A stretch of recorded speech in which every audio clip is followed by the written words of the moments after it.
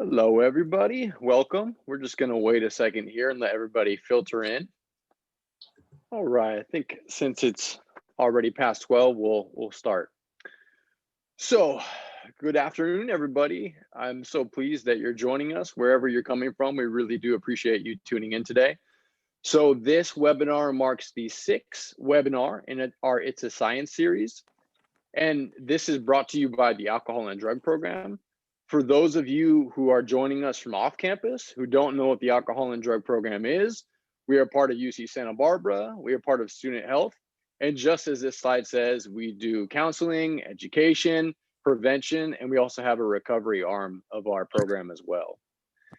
And at this time, we're offering all our services online until further notice. So before we get into the presentation, I just want to go over a quick couple housekeeping details here. First and foremost, this is going to be recorded for the sake of all your privacy, and also so you can refer back to this for future reference. And like this webinar, all of our other It's a Science webinars are going to be posted on our website, and you'll have the information for that at the end.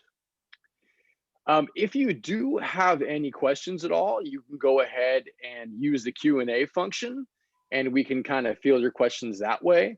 I'm also going to have some colleagues online today, and they will be monitoring the chat as well as being able to direct any questions my way. And we'll have some time for questions at the end. Also, if you're feeling brave, we can enable your screen sharing feature, or we can unmute you for the time being. And that's also a way you could ask questions if you want to do it that way. So a quick little introduction here. My name is Justin Sungot Smith. I am a behavioral health therapist, and I work for the Alcohol and Drug Program as well as Student Health. And in that capacity, I do individual counseling, group counseling, and I do a lot of education efforts. So offering presentations such as this one to various students, staff, and faculty, both on and off campus. So I'm really excited to be returning to the It's a Science stage today to be continuing our exploration on the topic of screen and devices and how they affect us on a psychological, emotional, and behavioral level. So today we're going to be doing a little more in-depth approach and looking at the topic of screen use, specifically smartphone use, computer use, and internet use, and how this plays into our ability to function cognitively, both in an academic context and in a more everyday context as well. So the information that I'm going to be presenting on today, I feel like is extremely relevant to this day and time we're living in right now, with respect to our increased reliance that we have on screens and the fact that we're just kind of living in this virtual world, which can be kind of strange sometimes. So we were also very fortunate to have Emma Cristofani, our colleague from CLAS. For those who don't know what CLAS is, the Campus Learning Assistance Services. And she's going to have a wealth of information for you at the end pertaining to focus and how to improve your time management. And she's also going to be doing some really cool experiential activities. So that'll be something good to look forward to. So without further ado, let's get into it. So before we do anything, I just kind of want to talk about some learning objectives that I would hope that you're able to walk away from this presentation with. Number one, being able to gain an understanding of some of the research that exists out there that shows the relationship, how screen use either aids our cognitive functioning or actually serves as a detriment. Secondly, being able to understand some of the research and see the relationship that exists between anxiety and ADHD. And those are some of the mental health issues that actually affect concentration the most. Thirdly, allowing yourself to gain some specific concrete skills to be able to more effectively manage your screen use. And the hope is thereby being able to improve your focus and your time management as well. And lastly, being able to learn some more concrete skills that will help in terms of improving your cognitive functioning. So before we get into the meat of the presentation here, I do want to start with a poll because I think it's a really good way to get some interaction with the audience going. So the question I'm going to ask all of you, you'll see it popping right here, is to what degree do you feel concerned about how your screen use impacts your focus and or time management? So we'll just take a second here to answer, if you'd be so kind. Okay, so it looks like 8% of you feel that it has no impact on your ability to focus or be productive, okay? And then 50% of you feel that it has some impact.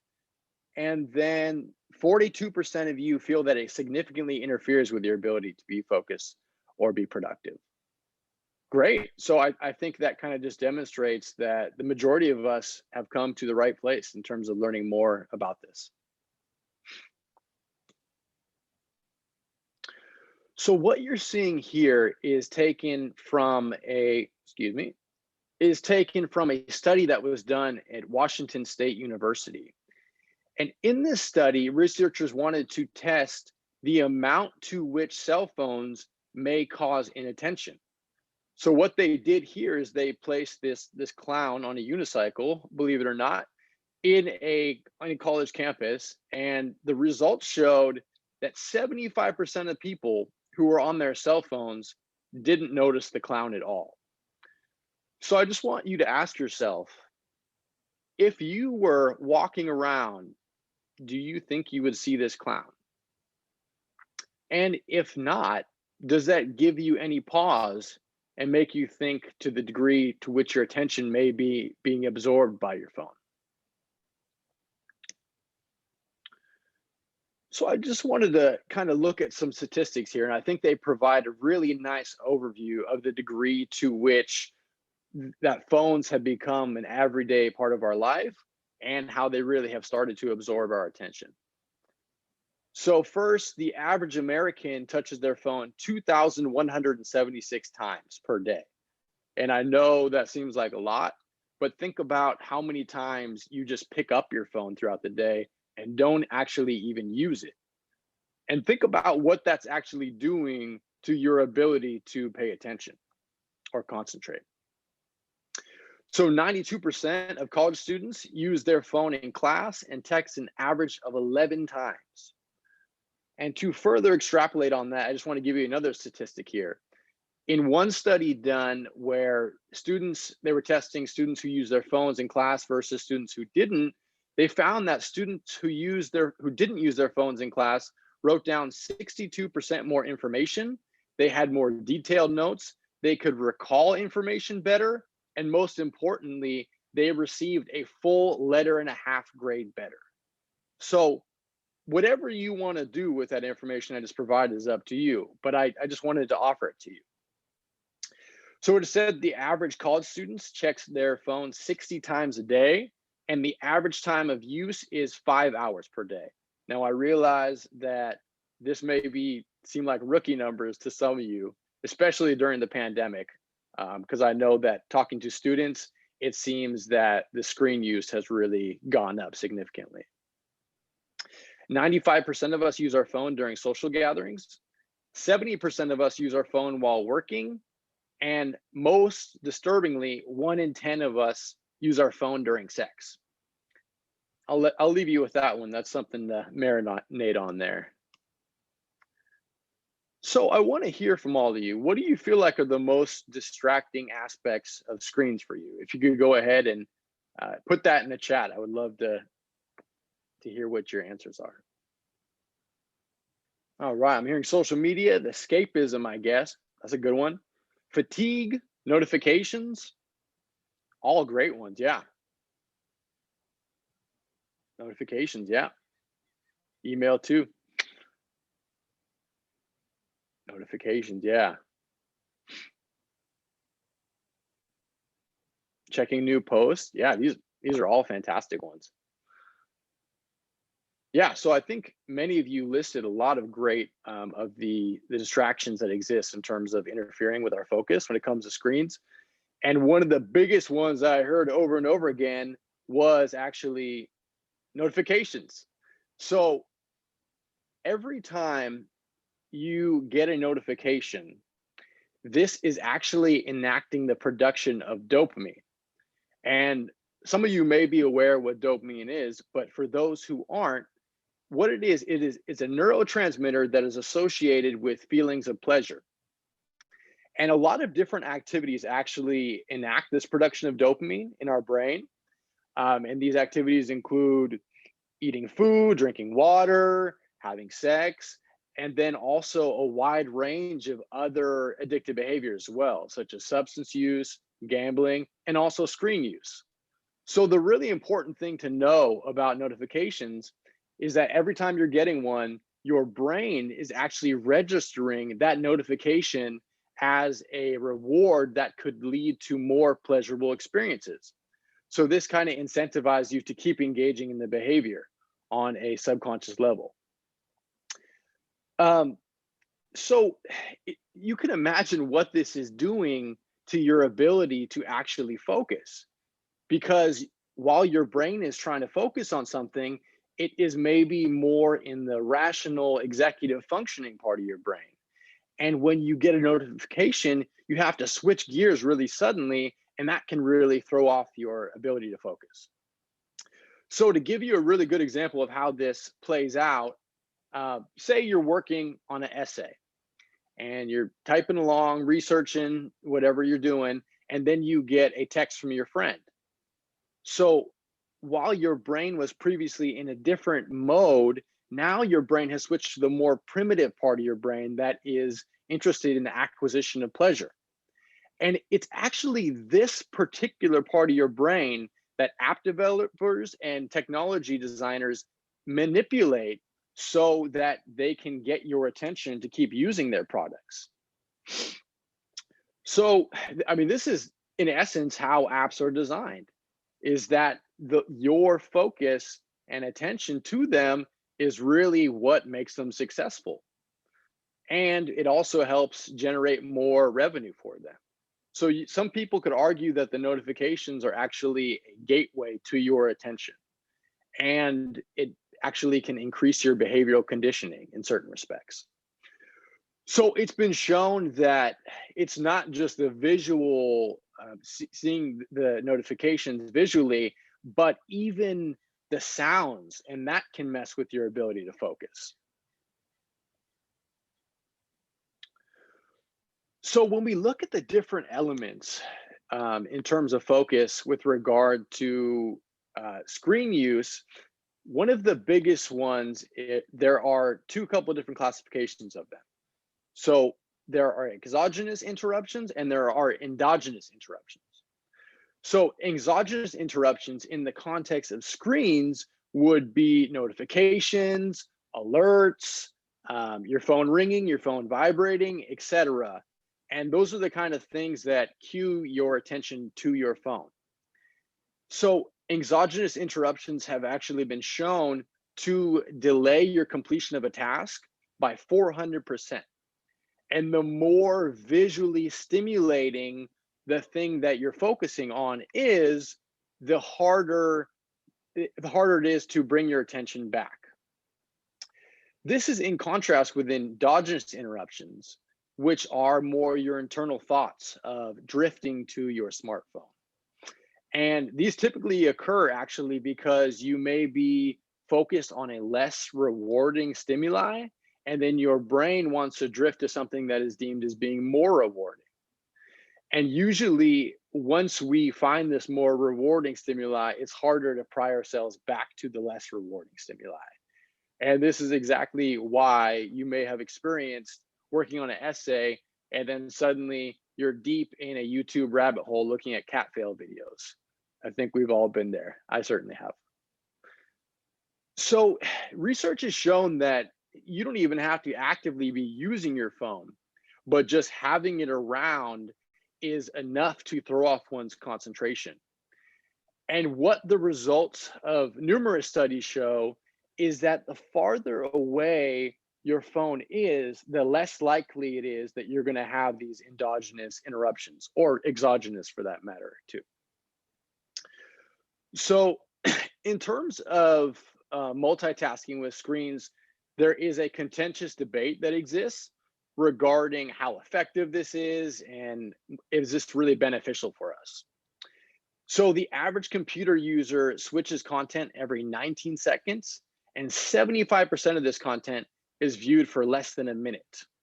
So I think that just gives you an idea as to how commonplace this is, especially during this increasingly remote age that we're living in. So what research actually demonstrates with regards to multitasking is that the more heavily somebody multitasks media, the less effective they become at concentrating. So this is said to be because people who are multitasking and using a lot of different forms of media at the same time, they actually have more difficulty in being able to filter out distracting stimuli. In terms of the long-term impact of this, it's hard to say exactly in terms of looking at how screens affect our focus and the long-term ramifications.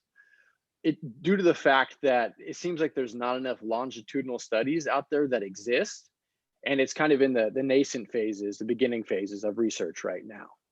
What is known is that there is a significant amount of evidence showing that the excessive use of screens actually leads to cognitive decline and expedites that process. And one of the reasons this is said to be is the fact that the atrophy of muscles is said to lead to cognitive decline. And this can be very prevalent among someone who's using screens excessively. Also, something that's said to mitigate against this cognitive decline is actually, fascinatingly enough, the face-to-face interaction. And why that is, I'm not exactly sure, but that's said to benefit that. So when we look at the relationship that exists between ADHD and screen use, there is not very strong evidence of a causal relationship, meaning that that screen use causes ADHD symptoms. What we do see is that there is a high rate of concurrence. So you will see ADHD and problematic screen use occurring at the same time very frequently. And one of the reasons that this is said to be is that people who struggle with ADHD may have more difficulty in being able to delay their rewards, and the internet and our phones, they offer us an endless supply of very distracting, tempting stimuli.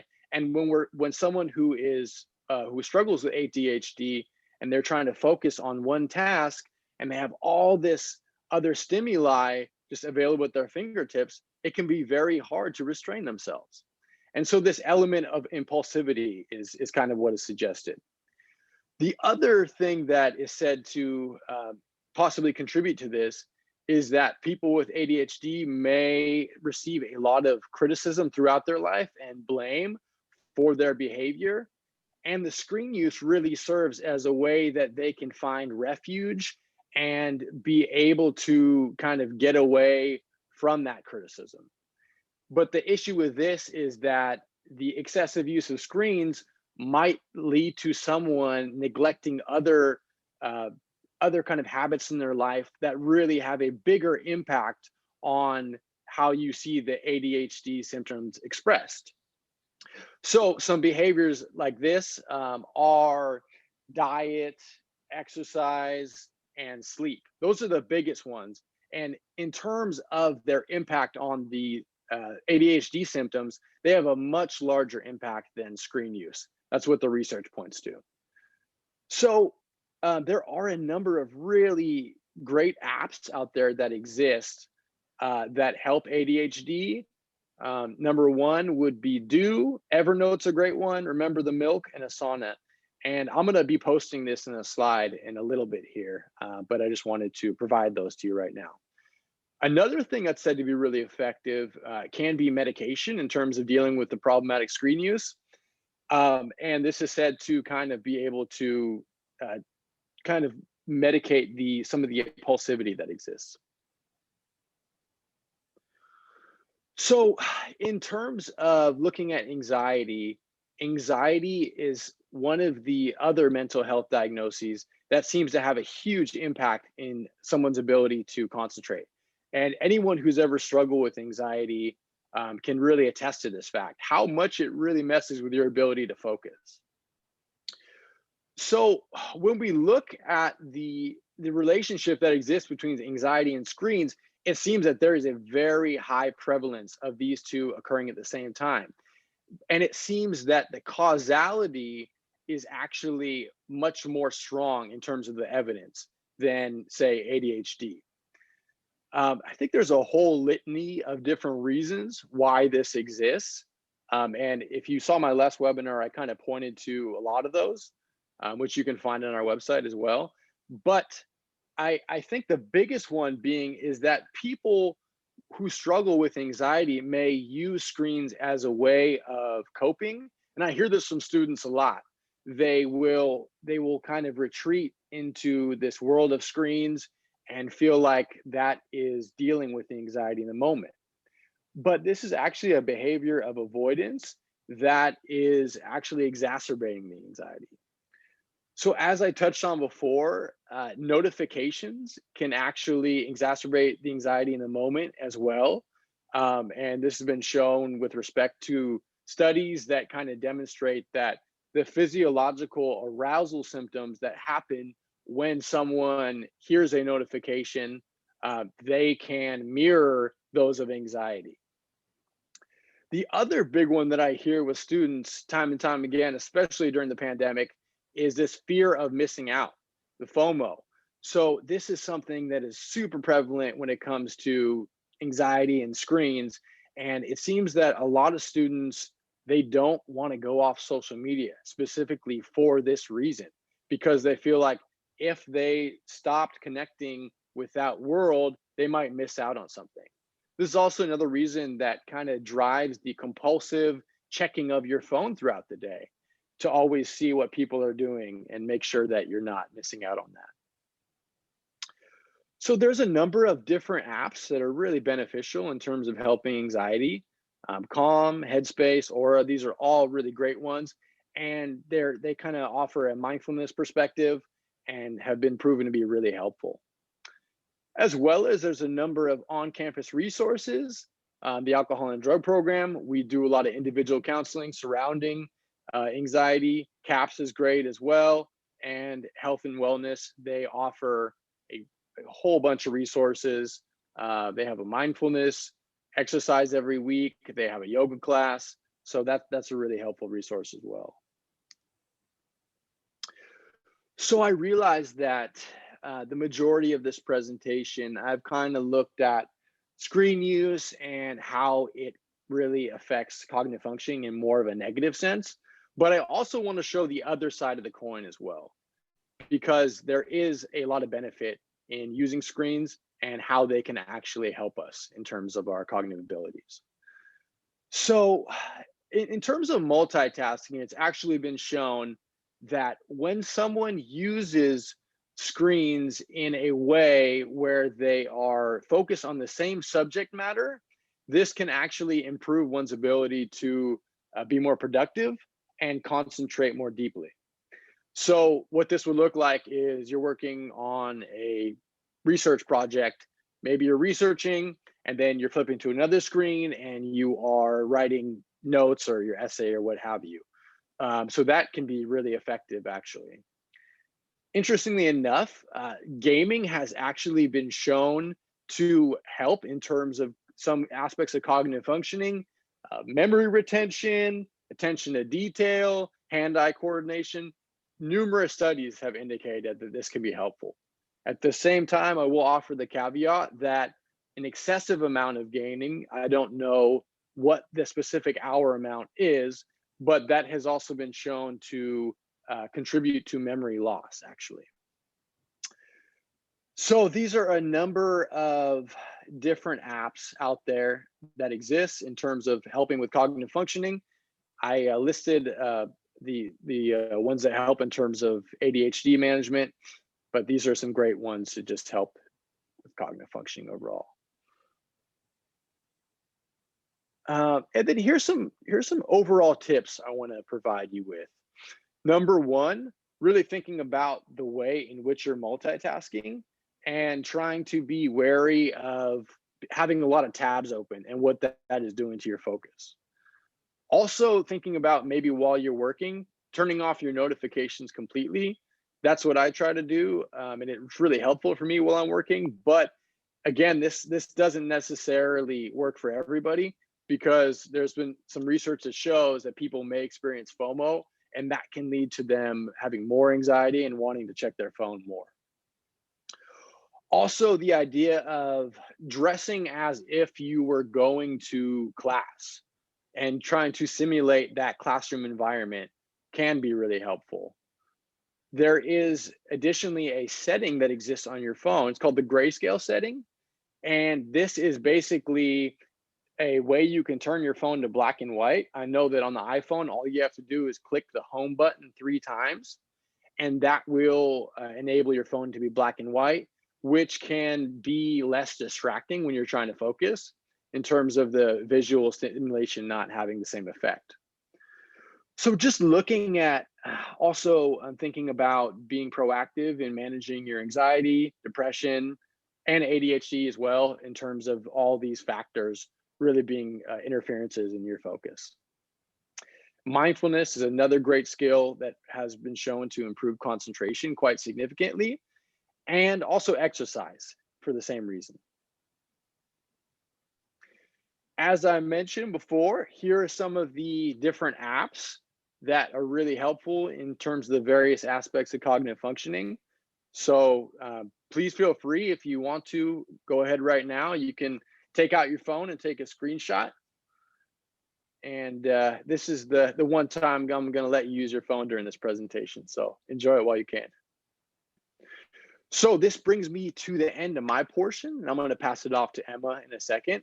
Before I go here, I do want to just offer this slide in terms of giving you some more information about the Alcohol and Drug Program and what we do, as well as there's my contact information here and our general contact information. And if you have any questions, please feel free to contact me. I'm happy to answer any questions for you. And if you want to set up an appointment to discuss any mental health concerns, we're more than happy to do that as well.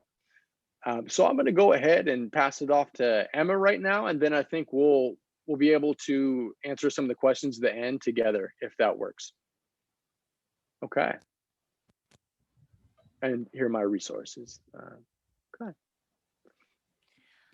All right. Hi, everybody. I was just typing something in the chat, but it kind of, not in the chat, I was just typing an answer to a question, but it kind of gives me a good place to start with a little story before we get into the activity parts. I'm seeing a lot of this idea of like the FOMO thing, especially being an issue for students. And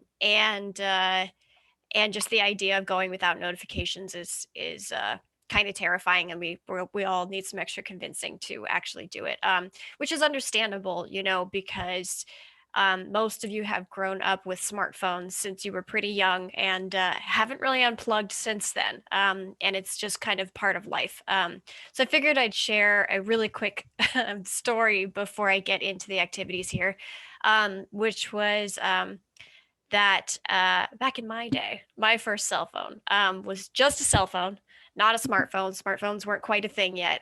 And so I was really using my cell phone to text my friends, right? And so you rely on, your data plans to be able to keep in contact with your friends throughout the day, and my family used to take trips to this place called Sea Ranch, which is way up on the coast. And there's very, very terrible cell phone reception there. So basically, whenever we would go, it would mean, 4 or 5 days with no cell service, where I can't be texting my friends and keeping up with what's going on socially and all of these things. And it was always a source of anxiety for me. Always, especially as I was a teenager. I think I got my first cell phone at like 13, 14. And so the idea of being disconnected from my social scene was devastating. And it was always a lot of anxiety and a lot of grumpiness and complaining going into the trip. And what would always happen every time was that I would realize within a day or two that being unplugged from my phone was enabling me to be present. And so those trips that I took were like the times that I felt most connected to nature. I felt most connected to my family. It was the only time my sister and I got along when we were teenagers was when we were on these trips, because we spent all day playing, games with our godparents and going for walks along these like beautiful ocean bluffs and not checking anything else, just completely being like dedicated to the moment that we were in. And this was before smartphones. This was before we had, I think this is even before Facebook was a thing. These were like MySpace days. There was no Instagram. YouTube was in its fledgling days. There were no apps. It was literally just texting. And I think what that experience taught me and what I try to encourage students to do is that moving away from something that we rely on as a lifeline can be really terrifying, but that doesn't mean that there aren't really positive effects to focus on. And so I would encourage anyone who is really having a hard time with this idea of turning off notifications, really, knowing that the FOMO thing is already really distracting for them. What I encourage people to do is start small and focus on the benefit that you're gaining and try to not dwell so much on what you might be missing. And what I always tell students also is like the moment you take a break from your schoolwork, you're definitely going to open that app, right? You're going to open it to take a break, to get your little escape in. And so you're going to catch up. And if you're a half hour behind or an hour behind everybody else, in the grand scheme of things, it's usually not going to make very much of a difference. And so I encourage people to start slowly. Start turning off your notifications for an app for only like 10 minutes a day, if you want to. Turn your phone on silent and put it in the kitchen and go to your room and leave it there for 10 minutes and see what you do in those 10 minutes. Try to build yourself up with tiny little breaks where you don't take your phone with you. Like when I walk my dog, I don't bring my phone um, because it's just nice to like go outside and like exist and experience outside and not be looking at your phone. Plus, that's a really good way to like get hit by a car if you walk into the street. So, just to address that, that's been coming up in the chat as I've been kind of watching it. Um, if you're worried or if this idea is something you want to try, but you know that the FOMO thing is a really big deal, just start small. Start with little tiny increments. Or you can also kind of manage, like, okay, maybe turning off the notifications for like the big 3 apps that you usually use, but leave the rest of them on. And you can also do that when you monitor, like, you can change settings for do not disturb so that you can take calls but not texts and things like that. So start small. And that's the whole point of this presentation, right? Is to think about these ideas and start this conversation with ourselves of, okay, how are we going to try to aid our focus? How are we going to try to build up, habits that are more productive for us, less harmful to us, and overall make us feel more kind of at peace, less stressed, more able to focus. So start small with little increments, even if it feels like, oh, this isn't even anything, just to get the feel for it and see, oh, maybe that's kind of nice. And then you might learn that there's a threshold at which uh, you just get too anxious and you have to check your phone. Maybe you can't go more than an hour. That's fine. An hour is better than nothing. So that kind of leads into this next part here, where we're going to get into a little bit of conversation here with ourselves. To me, the biggest important thing that we do here is that we are honest with ourselves, and we might be asking for some of you to share in the chat what kind of ideas you're coming up with, especially if you think you have ideas that are like, oh, that's a good one. But the most important thing here is that we're honest with ourselves and that you're reflecting on your own habits so that we can start making some adjustments for our own, mental health and focus. So basically, we're going to look at what are we going to do about this. So has anyone here, and I'll bring up the chat here, found that there were certain strategies or conditions that they were able to focus really, really well? Like, try to think back to the last time that you were working on schoolwork, or maybe working on a creative activity, or a hobby or something like that. When was the last time that you really got into this like super focused mind state where you're able to sit down and work on one thing and kind of dive into it and not feel like you're being interrupted?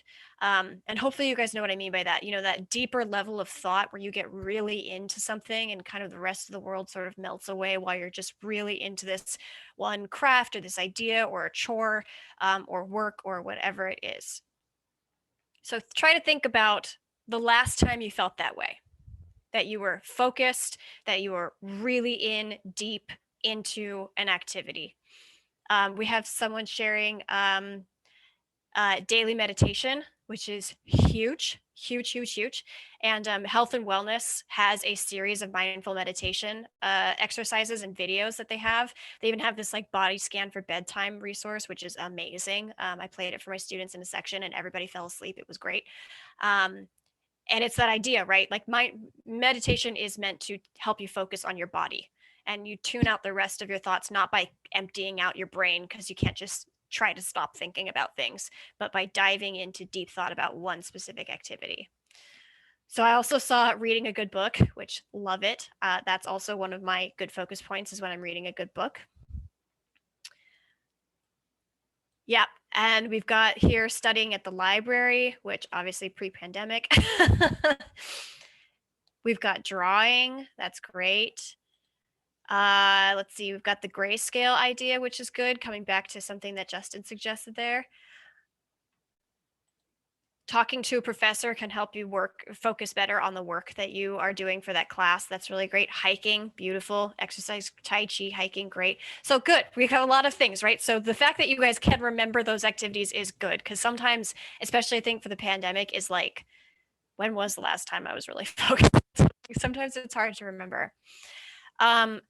So reflecting on what you either just heard or what you just thought about, that last time that you were focused, can you imagine, what factors got you to that point? What factors got you to the point of this like really deep level of concentration? And the next step would be obviously imagining how can we do that around stuff that maybe we're not as excited about doing. So what do you think, when it comes to hiking, exercise, Tai Chi, meditation, grayscale, being dressed for the occasion, being at the library, drawing, reading a good book, what about these activities allows you to get to that point of focus? I'll give you guys a second to think about it, but share in the chat. What do you think it is that's characteristic of these things that allows you to be focused? And really, when I talk about being focused, I'm really talking about being present, right? That you're not thinking about, like, you're not having too many intrusive thoughts. Maybe you're hungry or something itches, but nothing beyond that. But yeah, being totally committed to the present moment and what you're doing at that moment. So good, consuming your entire attention. It's something that I enjoy. Good. Just starting a task, getting over that hump of getting started. There's this great video by ASAP Science about productivity, and they say the number one barrier to productivity is getting started. That's statistically proven. So that's a good one. Breathing deeply, removing outside distractions. Yep, being totally engaged. Being focused on your surroundings, right? So this is great. You guys have it. No, pressure from failing exams. Okay. I'm really glad you brought this up. Okay. This is really important. How many of you procrastinate on purpose so that you work more efficiently? Probably a lot. And I run Friday procrastination workshops. I get it. Okay. I know that a lot of people purposely procrastinate so that they have external pressure because internally they can't get themselves to get to that work. That's a big thing. It's very common. And it's not the healthiest thing, right? Because what happens with that is it brings on stress. And the stress is what's pushing you forward. Our bodies are made to deal with short-term stress, but chronic long-term stress, our bodies don't work that way.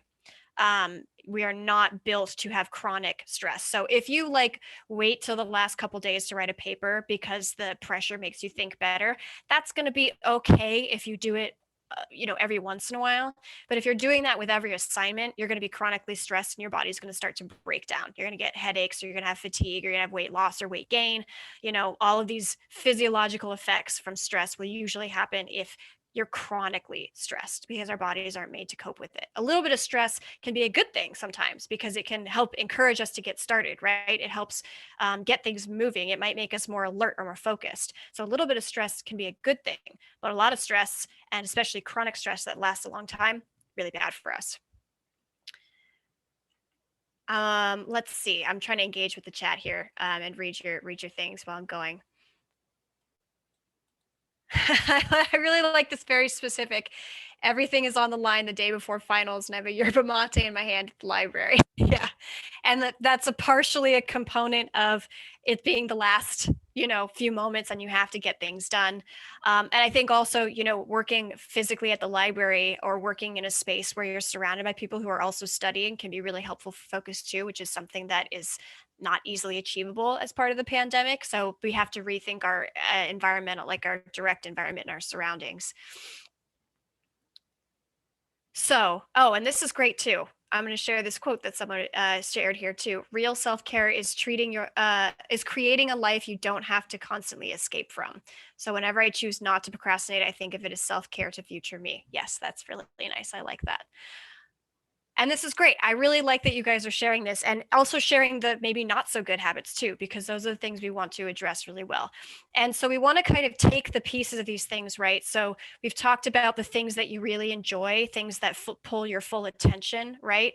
We've also haven't touched on this directly, but nature is a really big aid for focus, because nature is something we're naturally attracted to, and can help us be more present when we're just like listening to the birds and stuff like that. And so what we want to start doing is think about how can we recreate these settings for our work, for our schoolwork, for the things that are more challenging, right? This is why it's so important for people to be in a major that they enjoy and in courses that they enjoy, because you're making your life a lot harder if you're in a major that's practical and something that you don't like. And that's actually a huge aspect to academic success and mental health, is making sure that you're in a major. Any major at UCSB is practical. So make sure that you're finding the things in the coursework that you connect with and that you like, or that connects with your goals for yourself, so that you have that you can kind of create this sort of positive atmosphere around your work, and then focus becomes easier. And then obviously, if our work is challenging, it will consume our whole attention. But that's why what Justin was talking about with the screen use is so, so important, because if something is rewarding but challenging, then the thing that's rewarding and easy, if it's super accessible, is going to pull you right out, right? Like, think about it like exercising, right? Like, your body wants to do the easiest move, right? It doesn't want to squat all the way down. Or, when you bend over, you might not engage your abs because that's engaging more muscles and things like that. It's going to want to do the thing that is easier, but is not necessarily healthy. And your brain's going to work the same way, where if you get, deep, philosophical reward from engaging with challenging work and getting through it, that's amazing. But if your phone goes off right next to you and you get that really quick dopamine rush and that really quick reward, you're going to immediately be attracted to that. And that's why getting that phone away from you is such a big deal. Justin, we can go to the next slide.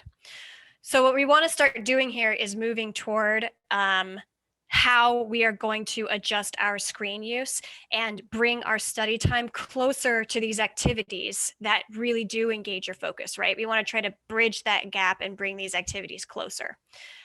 So what we can really start doing, and I recommend you write these things down. I'm going to give you guys, let's see where we are in time. I'll give you guys like 3 to 4 minutes here. But write down a list of what do you use your screen devices for? And you can separate this by device. But what I first do is, what do you use the screen devices for? Code them by what device you are using them on. And then finally, how do you feel afterwards? And the goal here is we want to try to identify which uses of the screen make us feel good and are things that we want to keep in our lives, because social media is not inherently evil, right? Social media is not inherently bad. Screen use is not inherently bad. but we definitely do abuse it in a way that's hurtful to us. So take a few minutes, write down, what do you use your screen devices for, so is it social media? Is it keeping up with people? Is it, professionally for email and things like that? Try to think of all the ways that you use your screen device, and then try to code those activities by how you feel afterwards. After you check your email, is it a variety of reactions? Do you usually feel better? Do you usually feel worse? After you look at Instagram, do you usually feel better? Do you feel worse? Do you feel like a slug? You can use some of the words we provided here, like relaxed, productive, stressed, anxious, tired, depressed.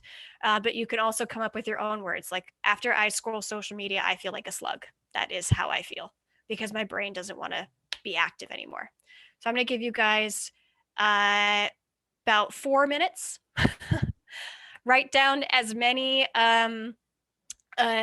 things that you use your devices for. I would probably focus the most on the smartphone, because that's something we can literally put away from ourselves. But what do you use your screen devices for? Try to think of as many things as you can. And then, how do you feel after you engage with your screen device in that way? And this will help you identify to yourself which things are maybe things that are okay, but you want to cut down on, which things are like, maybe I shouldn't be using my device like this at all, and which things are like, no, I want to keep this in, so I'm going to find more structure for it. So I'll give you guys a few minutes, and in the meantime, I'm going to look at the chat and the questions and things.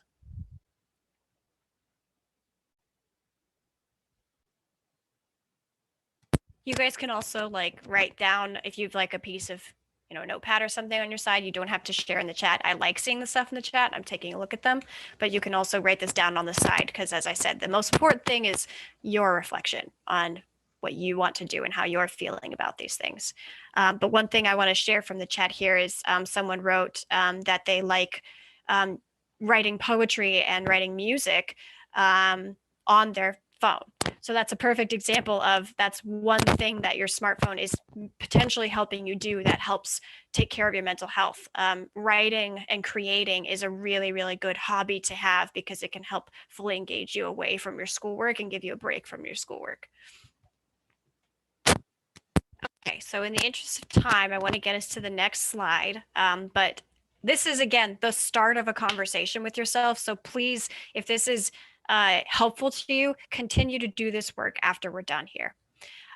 So this is where we get to the idea of an internet diet, which is basically where we're going to think about which of these screen activities are causing you the most harm. So are there activities where you feel stressed, depressed, tired, sluggish, things like that? And which of those can you see yourself cutting down on? Now, there might be things that you engage with. This is particularly true of social media, because a lot of us do this, comparing our blooper reel to somebody else's best moments that they're displaying on their social media. But that's also a very hard thing to cut out because of the fear of missing out thing. So what we want to think about is, which of the screen activities are causing you the most harm? We want to start with those. And then which of those can you see yourself cutting down on? And it doesn't have to be a complete exacerbation, but it can be just, turning those notifications off, setting a goal of maybe checking that app, no more than 4 times a day, or tracking how many hours a day you're spending on that app, and then seeing if you can cut that in half.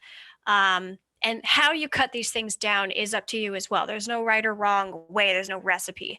But which of these things, now that we've identified which things are making us feel better and which of them are making us feel worse, which of them can we start cutting down on? And what kind of limits do you want to put on those activities? And how would you enforce those limits? So is it going to be the amount of screen time? Are you going to use a screen time tracker?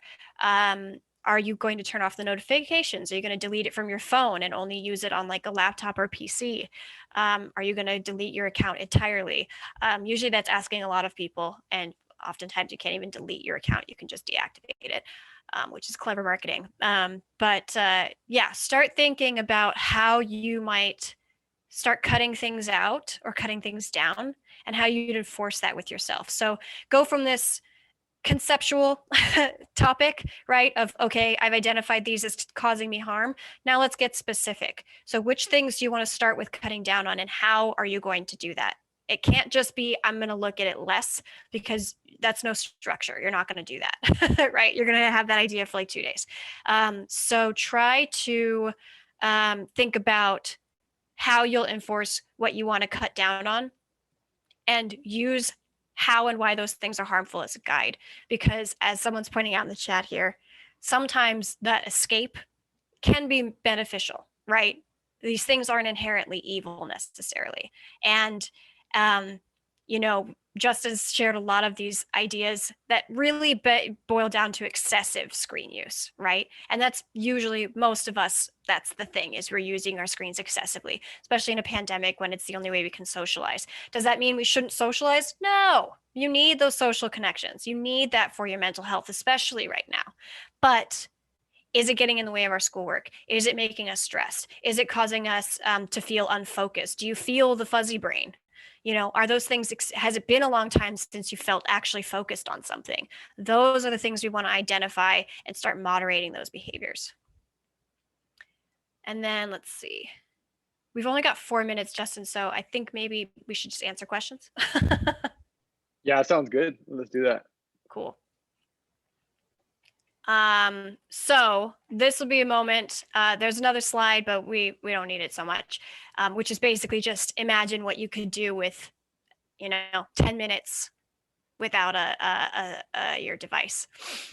But this would be a good time to ask questions here. So if you have questions, post them in the question and answer, so that we can spend the last 4 minutes kind of responding. Justin, did you read anything that you wanted to address live? I can't access the questions for whatever reason. So Oh. if one of our staff could help us out today, that'd be awesome. I can help you. Okay, good. That works.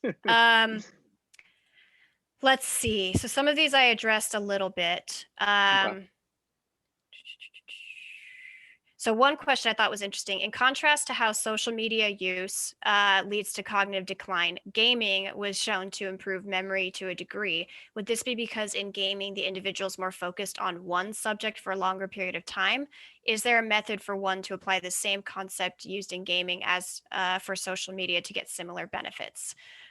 So my inkling to answer that question was that gaming often involves problem solving and fine motor skills, and that's why it's more engaging and more cognitively beneficial than passively scrolling social media. What are your thoughts? Yeah, no, I would definitely echo what you're saying. I think the more passive forms of media use are the ones where you start to see more detrimental effects across the board. And yeah, I think that the gaming has the interactive element, and depending on what kind of gaming, it can have problem solving and a lot of those things. So that really can help cognitive growth as opposed to stunted. Yeah. And to build on that, I would say that gaming tends to be more engaged, that idea of focus on one thing. Like when I'm gaming, I'm not usually doing anything else. Maybe while I'm playing Minecraft, I listen to music because yeah. But while I'm scrolling social media, I usually have the TV on, right? Or something like that. And so really something that's very key to mental health is having things that you do in your downtime that fully engage you. And this was brought up before in the idea of what helps you focus.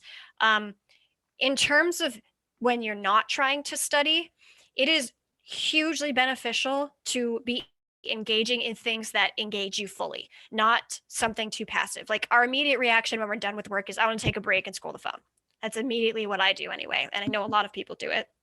But the problem is it leaves too much room in your head to worry about all the other stuff you have to do. It leaves too much room in your head to be thinking about the schoolwork that still needs to get done. And so the best thing you can do for yourself is throughout the day, deliberately have things that you're focusing on, even if they're like the fun relaxation time, because that's the only true way to get a break from schoolwork is to do something else that fully engages your focus. And if you're not doing that, then you're not going to feel rested. And when you come back to work, you're going to feel tired. You're going to feel more tired than you did when you were working earlier because you haven't really gotten a break. Someone mentioned, does going outside have any correlation with focus? Because they always feel more fresh and ready to do a task after taking a walk. I think so, because going outside into nature First of all, the world is a lot bigger than just your little tiny problems in your tiny room. So going outside reminds us of that. But the fresh air, the birds calling, engaging with the plant life, and the animals, and seeing a beautiful sunset and all of these things, they tap into your focus in a way that fully makes you present, which is why you feel better when you come back from a walk versus if you scroll social media for a little while. Also, walking in general gets the fluids flowing through your body, and so you're physiologically refreshing yourself as well just by moving, rather than just switching tabs to something that's like YouTube or something like that. And all those activities you mentioned actually also create dopamine. So you're getting your dopamine fix from somewhere else. So it's perfect in that respect, getting Yay. your dopamine needs met, right? Yeah. So I think we have to end, but I really appreciate everybody joining us today and tuning in and giving us your attention. So the last thing I just want to state here is if you could go ahead and fill out the survey, and I think that exists. I think it'll be sent to you, I'm pretty sure, or it'll be in the chat rather. So that's just so we can get an idea of how we're doing and get ideas in terms of future ideas for potential topics. So I just really want to thank Emma for joining us today and all of you for tuning in. Hope you all have a great day. Bye, everybody.